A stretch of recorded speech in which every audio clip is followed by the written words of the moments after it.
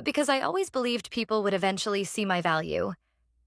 So I stayed longer, loved harder, gave more than I received.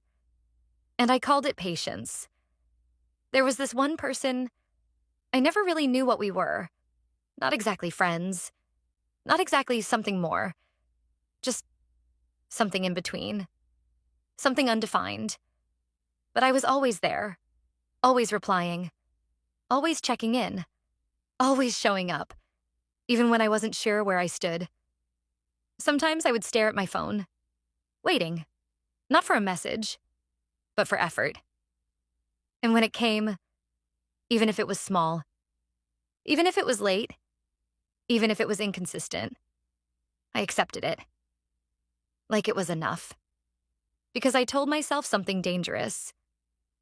At least they didn't forget me. I adjusted, lowered my expectations, silenced my questions, ignored the feeling that something wasn't right. And slowly, I became someone who waited more than I lived. I remember one night clearly. I was staring at my phone again. Conversation open, no reply.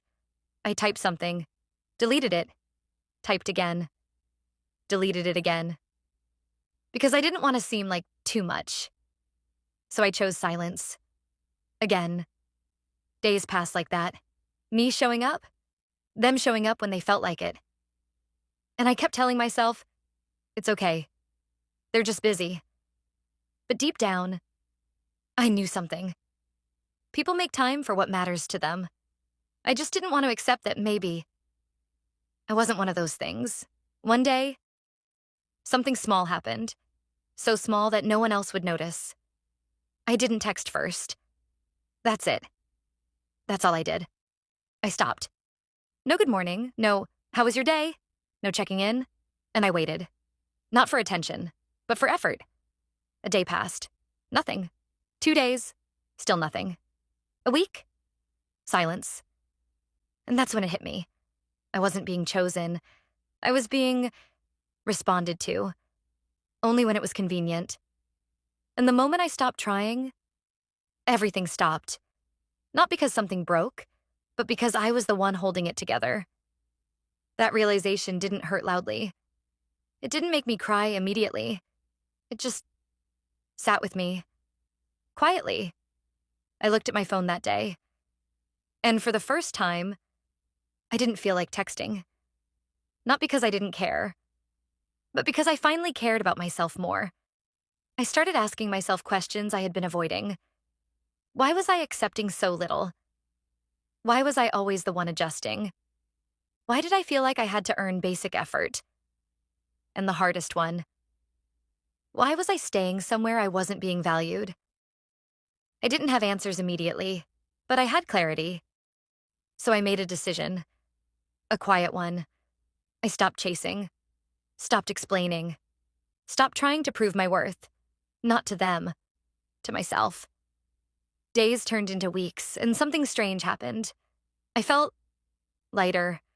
Not because I stopped caring, but because I stopped forcing something that wasn't real. I started enjoying my own presence, my own time, my own peace.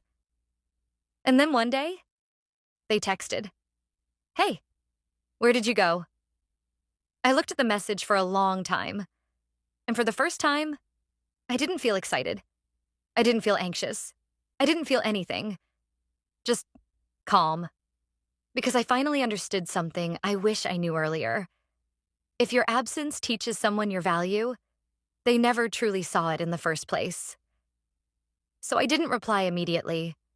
Not out of revenge, not out of anger, but because I was no longer available the way I used to be. And that was my growth. I didn't become cold.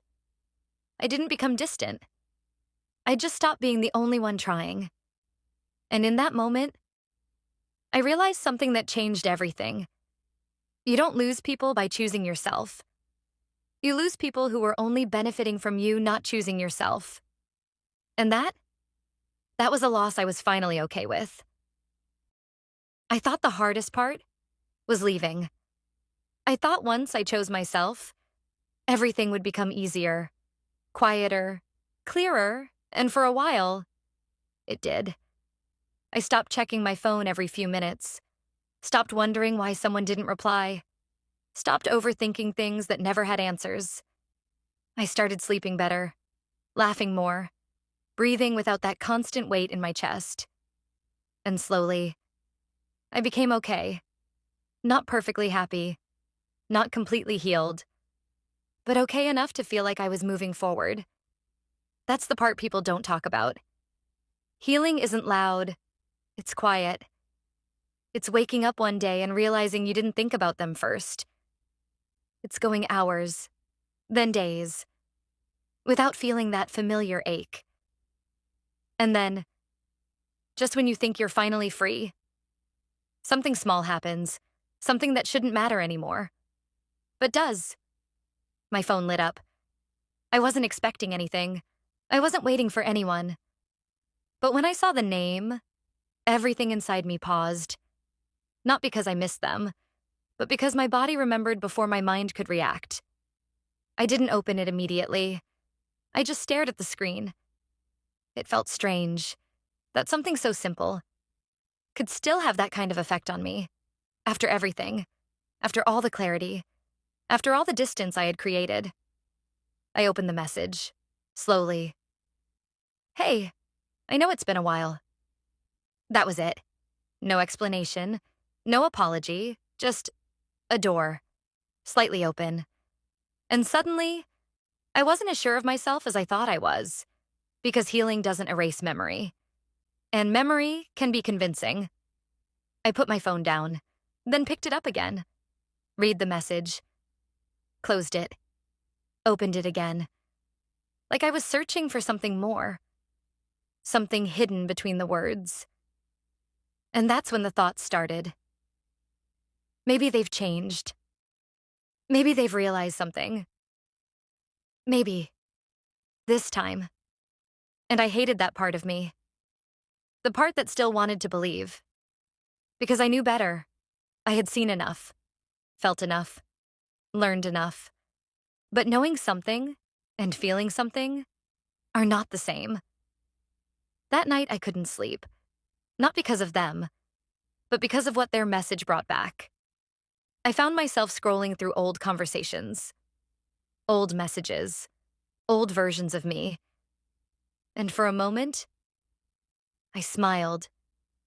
Not because things were good, but because I remembered how I felt when I believed they were. That's the dangerous part. You don't miss the person. You miss the feeling, the hope, the attention, the version of yourself that thought it was real.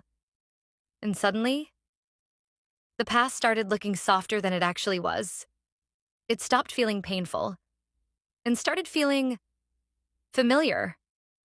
And familiar is comforting. Even when it's wrong. I sat there, phone in my hand, thumb hovering over the keyboard. I typed something. "Hey." Then I stopped. Not because I was strong, but because something inside me hesitated. A quiet voice. The same one I ignored before. This time, I listened. Instead of replying, I asked myself something I had never asked before. If nothing changes, if everything goes exactly the way it did before, would I still stay? I didn't answer immediately, because I knew the truth would hurt. So I sat there, in silence, letting the question sink deeper. And slowly, memories shifted. Not the highlights, the reality, the waiting, the confusion, the feeling of being unsure in something that should feel certain. The way I kept shrinking myself to fit into something that never fully held me. And suddenly, the message in front of me changed. It didn't feel exciting anymore. It felt familiar. Too familiar. And that's when I understood something I wish I knew earlier. Just because something feels familiar doesn't mean it's right.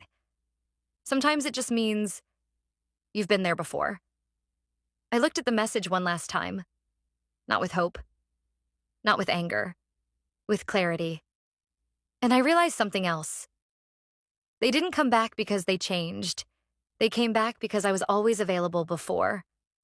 And for the first time, I wasn't.